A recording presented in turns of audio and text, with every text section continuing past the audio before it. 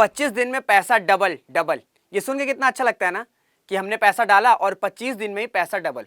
अब ऐसा ही कुछ लोग सोचते हैं क्रिप्टो करेंसी को लेकर। हर आदमी क्रिप्टो को जानना चाह रहा है, इन्वेस्ट करना चाह रहा है, पर सच में इन्वेस्ट करना कैसे है ये बहुत कम लोग को ही पता है, जिस वजह से ये पूरा क्रिप्टो मार्केट अनरेगुलेटेड है। तो इसको रेगुलेट करने की जिम्मेदारी अब यूरोपियन यूनियन ने उठा ली है। नमस्कार दोस्तों, हम ऋषभ सिंह और आज हम समझेंगे यूरोपियन यूनियन का क्या है क्रिप्टो को लेकर रेगुलेशन। तो दोस्तों, रिसेंटली यूरोपियन पार्लियामेंट ने अप्रूव कर दिया है मार्केट्स इन क्रिप्टो एसेट्स। ये दुनिया का पहला कॉम्प्रिहेंसिव सेट ऑफ रूल्स है जो अनरेगुलेटेड क्रिप्टो करेंसी मार्केट्स को गवर्नमेंट रेगुलेशन के अंडर लाएगा। माइका रेगुलेट करेगा क्रिप्टो इंडस्ट्रीज और फर्म्स को, और साथ ही साथ राउट्स और कैंटोजियंस को भी प्रिवेंट करेगा ताकि इन सब का इफेक्ट ग्लोबल इकोनॉमी पर ना पड़े। अब राउट का मतलब होता है जब लोग पैनिक में क्रिप्टो करेंसी को सेल करने लगते हैं। अब इससे क्या होगा कि जो प्राइजेस हैं वो एकाएक गिर सकते हैं।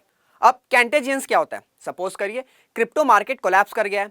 अब ये जो कोलैप्स है इसका असर दूसरे मार्केट्स पे नहीं पड़ना चाहिए, क्योंकि अगर ऐसा होगा तो वर्ल्ड इकोनॉमी पे भी इंपैक्ट हो सकता है। अब माइका उन सभी क्रिप्टो एसेट्स पे लागू होगा जो कि कॉइन या टोकन के फॉर्म में है या कोई डिजिटल फॉर्म में है, जो कि ट्रांसफर हो सकते हैं या स्टोर किए जा सकते हैं इलेक्ट्रॉनिकली।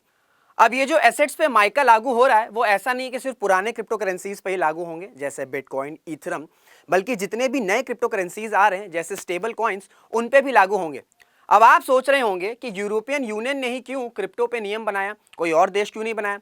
अब इसका रीजन है वो ये है कि 22% ग्लोबल क्रिप्टो करेंसी वो आपका कॉन्सेंट्रेटेड है सेंट्रल, नॉर्दर्न और वेस्टर्न यूरोप में, जिस वजह से क्रिप्टो एसेट्स की वर्थ 1.3 ट्रिलियन डॉलर्स है। इस वजह से यूरोपियन यूनियन ने क्रिप्टो को रेगुलेट करने के लिए लॉ बनाया है। अब ये तो हमने बात कर ली यूरोपियन यूनियन के क्रिप्टो लॉ की। अब हम देखते हैं कि भारत का क्या स्टांस रहा है when it comes to crypto currency.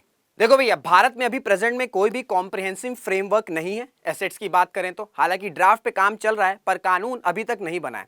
अब थोड़ी सी क्रोनोलॉजी को समझेंगे क्रिप्टो करेंसी की भारत में। तो साल 2017 में आरबीआई ने वार्निंग दी थी क्रिप्टो करेंसी को लेकर, और साल 2019 में आरबीआई ने क्रिप्टो करेंसीज को बैन कर दिया था। फिर अगले साल ही यानी कि साल 2020 में सुप्रीम कोर्ट ने इस बैन को हटा दिया था।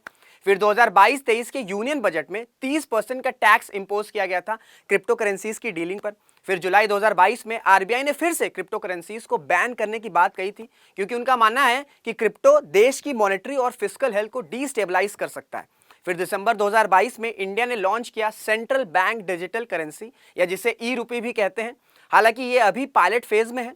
भारत सरकार ने पैनल भी बनाया है जिसका काम यह है कि एक्सप्लोर करे कि कैसे ब्लॉकचेन टेक्नोलॉजी को सस्टेनेबल यूज किया जा सकता है। और रिसेंटली ही एक और हैपनिंग हुई है जहां मिनिस्ट्री ऑफ फाइनेंस ने वर्चुअल डिजिटल एसेट्स यानी कि क्रिप्टो करेंसीज को prevention of money laundering act के अंडर ला दिया है। तो ये थी पूरी क्रोनोलॉजी भारत में क्रिप्टो करेंसी को लेकर। अब आपको क्या लगता है, क्या भारत को क्रिप्टो करेंसीज को लेकर एक डिटेल लॉ बनाना चाहिए, या आप समझते हैं कि क्रिप्टो का इस्तेमाल कम से कम ही करना चाहिए? अपने ओपिनियंस कमेंट में जरूर बताइएगा।